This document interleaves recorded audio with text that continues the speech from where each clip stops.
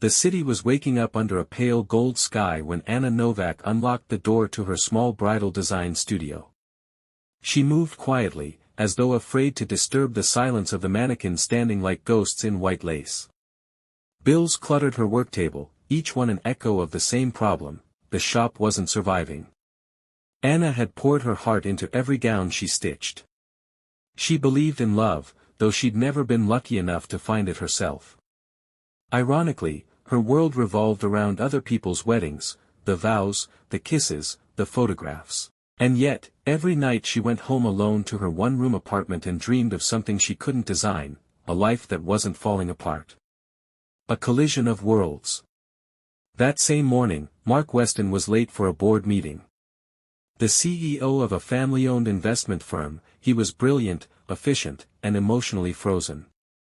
His father's recent passing had left a complicated legacy, not just the company, but a will with one peculiar condition: Mark would only inherit full control if he proved he was settled and engaged to a woman of good character. His mother had already begun searching for candidates. Mark, of course, refused. Until fate, or perhaps irony, arranged a meeting. At a crosswalk, Mark and Anna collided.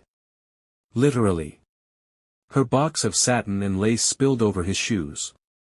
She cursed under her breath, brushing off her dress as he muttered something about being late. They exchanged irritated glances, unaware that their lives had just changed course. A proposal without love. A week later, Anna received an unexpected visit. A polite assistant in a gray suit explained that Mark Weston required a temporary fiancée for public appearances, a role that came with generous financial compensation. At first, she laughed. "I design wedding dresses, I don't play brides." But the numbers he mentioned made her stop laughing. When she met Mark again, he seemed as cold as ever, handsome in that untouchable way that made people nervous. He explained his situation with the precision of a contract. "It's simple," he said. "You pretend to be my fiancée for 1 month. You attend 2 events, 1 family dinner, and a charity gala. I cover your debts. Then we part ways." Anna crossed her arms. "And if someone asks how we met?" "Make something up," he said. "You're creative, aren't you?" She smiled faintly. "You have no idea." And so the deal was made. The act begins. Their first public appearance was a disaster. Mark introduced Anna to his board as Miss Novak, my partner, and she almost burst out laughing. At dinner, she teased him about his robotic charm. He rolled his eyes, but later that night, he caught himself smiling at the memory. Soon, pretending became routine.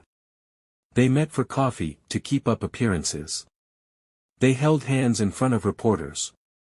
Anna teased him about his perfect posture, Mark corrected her grammar just to annoy her. Somewhere between the sarcasm and staged affection, something real began to bloom. When she designed a dress for the upcoming gala, he stayed late at her studio, watching her sketch by candlelight.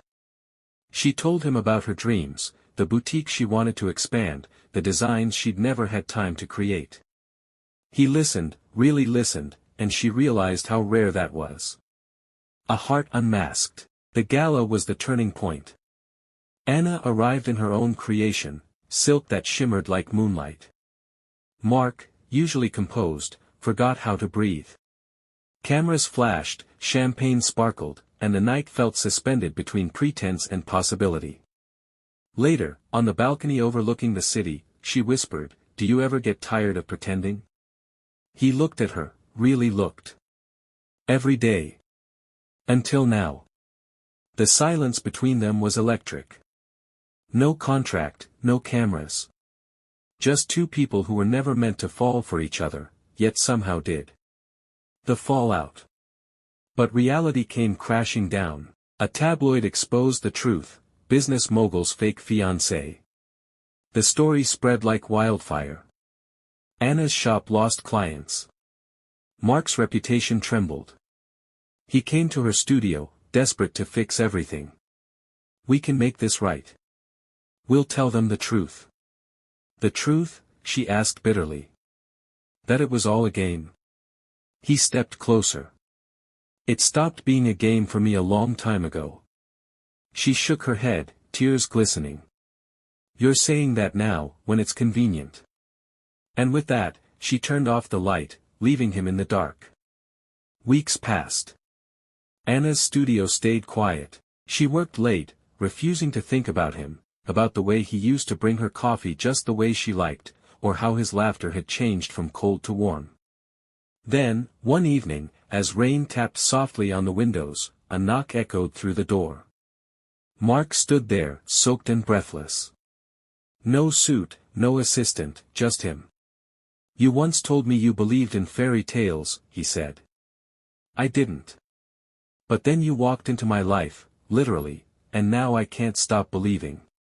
Anna tried to look away, but he stepped closer. This time, no contracts. No pretending. Just us.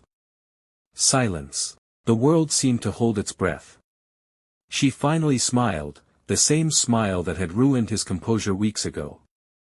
You're late, she whispered. Worth it, he said. And when their hands met, it wasn't part of any deal. Months later, Anna's boutique flourished again, a new name on the sign, True Love Designs. Mark visited often, pretending to check invoices, but mostly just to watch her work. Sometimes, clients asked how they'd met. Anna always smiled and said, by accident. But in her heart, she knew better.